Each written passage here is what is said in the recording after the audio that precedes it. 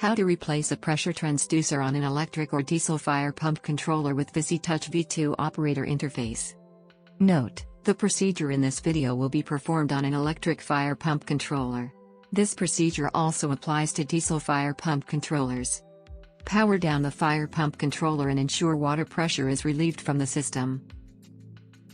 Disconnecting the sensing line to the pressure transducer is required. Remove the purge fitting.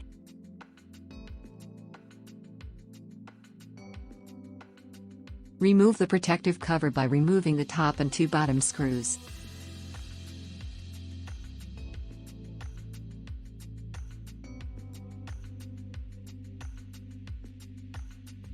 Disconnect the metripak connector.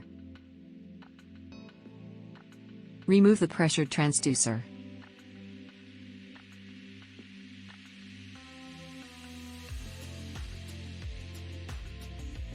Before installing the new pressure transducer, wrap it with Teflon tape as required, making sure the orifice is not obstructed. Install the new pressure transducer.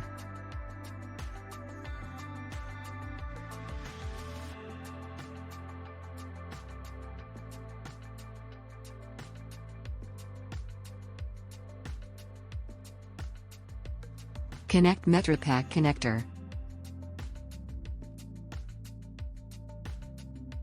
Reinstall the protective cover and purge fitting.